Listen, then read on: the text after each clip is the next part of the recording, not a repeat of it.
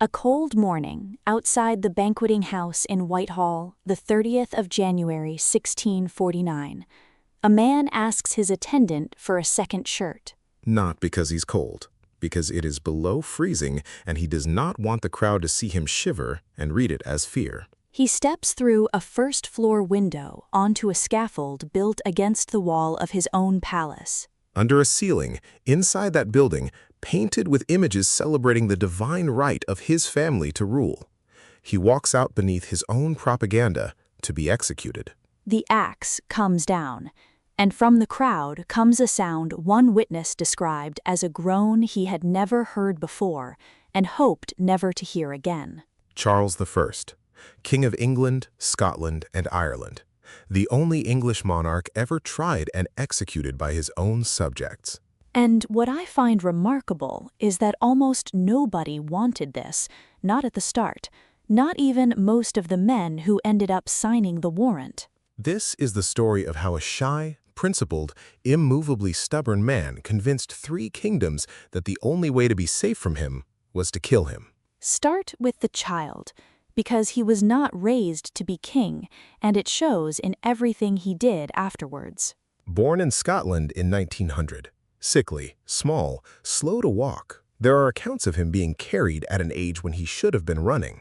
And a stammer he never fully lost, which matters more than it sounds in a job that is largely public speech. His father, James, had strong theories about kingship and wrote them down at length. Kings, James argued, are accountable to God alone. Parliaments exist at royal pleasure, to grant money, not to question policy. But James was also a working politician who survived Scottish court politics, and he knew exactly when to bend. And that's the tragedy in one sentence. His son absorbed the theory completely and inherited none of the flexibility. He comes to the throne in 25 with 2 liabilities already attached. The first is the Duke of Buckingham, his father's favorite and now his own. Enormous influence, very little competence. Military expeditions to Cadiz and to La Rochelle, both of which end in humiliating failure, and neither of which anyone can defend. The second liability is his new wife, Henrietta Maria, French and Catholic, arriving with her own chapel and her own priests. In a country where anti-Catholic feeling was not just deep, but genuinely paranoid, this is a generation raised on the gunpowder plot. And the clashes with Parliament begin immediately. Traditionally, Parliament votes a new king the customs duties, tonnage and poundage, for life. In 1625, they grant them for 1 year only, as leverage. And Charles simply collects them anyway. Which is the pattern from day one. He treats a limit as an error to be worked around, not a message to be heard. To fund the wars, he levies a forced loan and imprisons gentlemen who refuse to pay without stating a charge against them. And that detail is the one that lit the fire under the political class, not the money. Being locked up with no charge on the king's word as a gentleman of property. He quarters troops in private homes. He uses martial law in peacetime. So in 1628, Parliament comes back with the Petition of Right, and it's worth listing what it demands because it's the ancestor of a great deal. No taxation without parliamentary consent, no imprisonment without cause shown, no forced billeting of soldiers, no martial law in peacetime. And he accepts it to get his money. And then interprets it as narrowly as it can possibly be read, more or less from the following week. Then in 1629, he tries to adjourn a hostile session, and you get one of the great scenes in parliamentary history. Members physically hold the speaker down in his chair, pin him there, while the resolutions are read out over his protests. Charles dissolves Parliament and does not call another for 11 years. Which his defenders call the personal rule, and everybody else calls the 11 years tyranny. And here's what people find uncomfortable. It very nearly worked. It did. He made peace with France and Spain, which cut costs dramatically. He governed through the Privy Council and the prerogative courts, Star Chamber, High Commission. The 1630s in England were peaceful and reasonably prosperous, while the continent tore itself apart in the 30 Years' War. But he still needed revenue without a parliament, so he went digging through the archives for medieval rights nobody had enforced in centuries. He fined landowners for encroaching on royal forests whose boundaries hadn't been policed since the Middle Ages. He fined men above a certain property value for failing to present themselves to be knighted at his coronation, a ceremony they hadn't known they were required to attend. Fined for not turning up to something nobody told them about years after the fact? That's not government, that's a shakedown with a clerk. And then the big one, ship money. An ancient levy on coastal towns to fund naval defense in an emergency. He extends it to the entire country, annually, in peacetime. And in 1637, a Buckinghamshire gentleman named John Hampden refuses to pay a fairly small sum, purely on principle, and takes it to court. He loses by the narrowest possible margin. And the reasoning is what terrified people. The judges held that the king alone decides when an emergency exists. Which means the king alone decides when he can tax you, which means there is no limit at all. The propertied classes of England understood that instantly, and they were far more alarmed by the principle than they had ever been by the money. And then religion, which is where it stops being about law and starts being about the soul. Charles backs Archbishop William Laud's campaign to impose uniformity and ceremony to the Church of England. Rails around the altars, vestments, formal ritual. To Charles, this is reverence, order, beauty in worship. He genuinely could not see why anyone would object. And to the substantial Puritan population of England, it looked like Catholicism creeping back in through the vestry door, quietly, while everyone was distracted. And Laud used Star Chamber against critics, including the public mutilation of pamphleteers, ears cut off, faces branded in front of crowds. Which made martyrs out of cranks.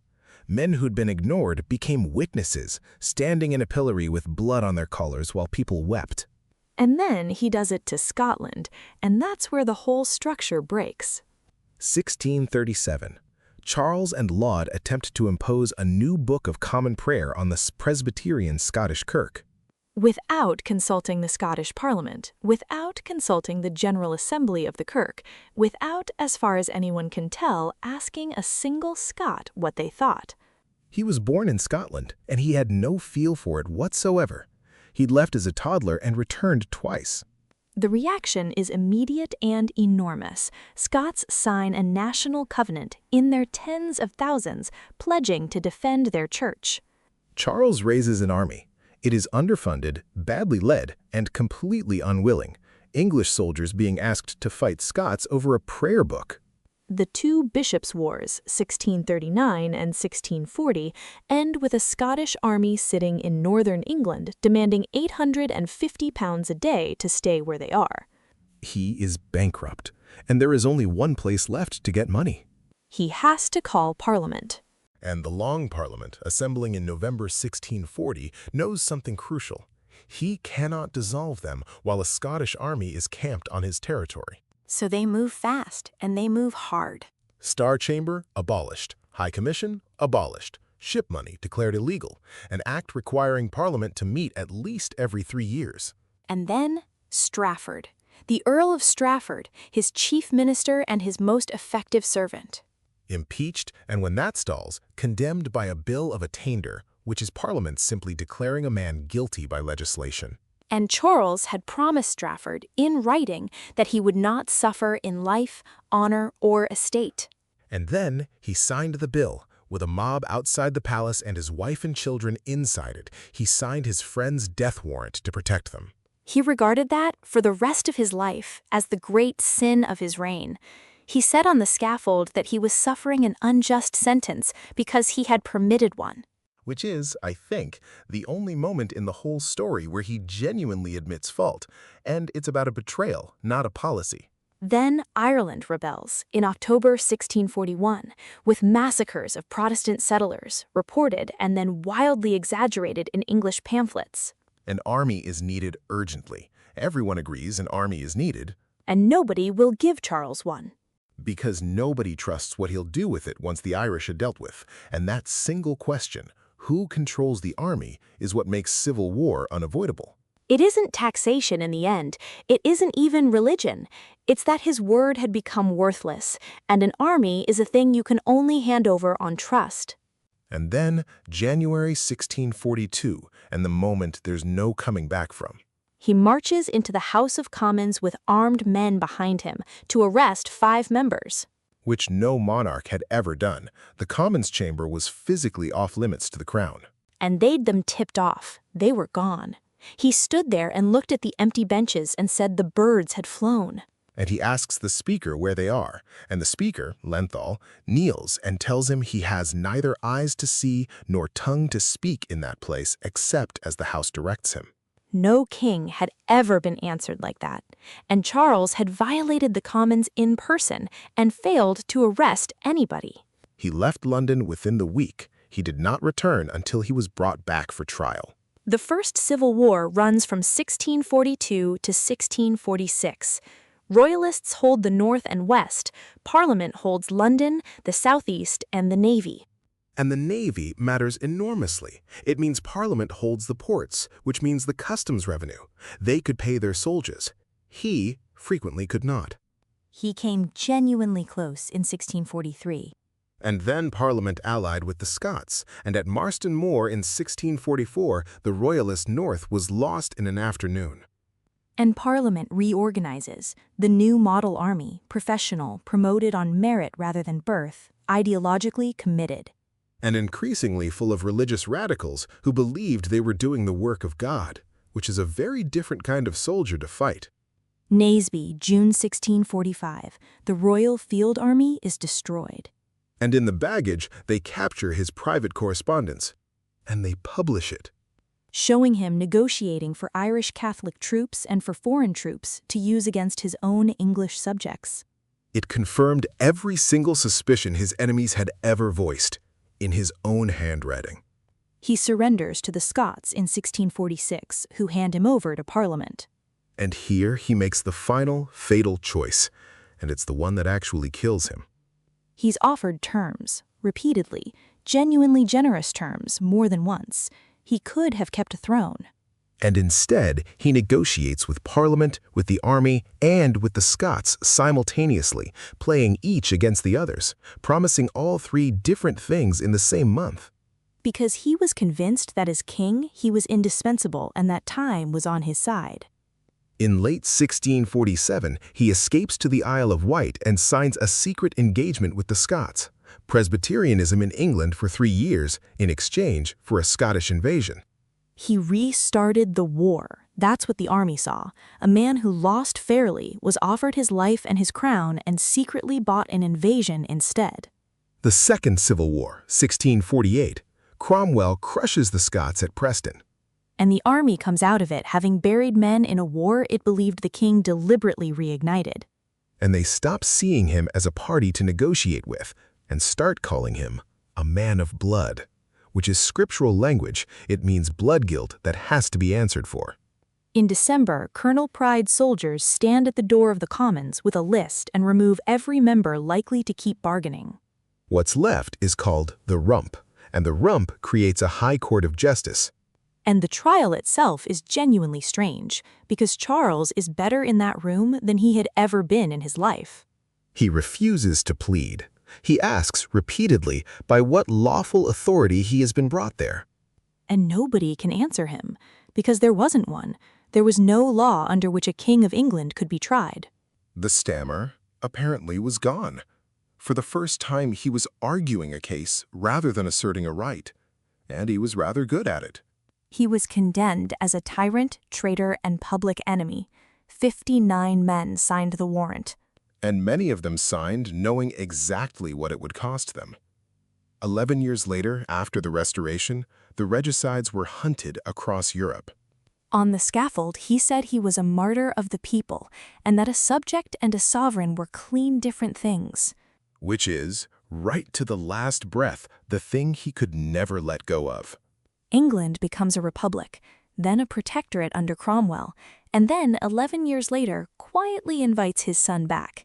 So you could argue the whole thing failed. The monarchy came back. But the point had been made, and it could never be unmade. The office was not the man, and Parliament could end both. Every monarch afterwards ruled knowing there was a scaffold in the family history. So how do you judge him? He wasn't greedy, he wasn't cruel by the standards of his century.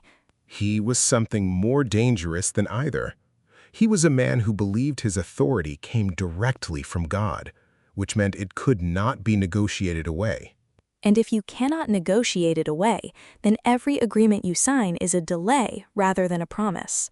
He lost his throne fighting his subjects. He lost his head because they stopped believing his word. This was History But Better podcast, episode 11.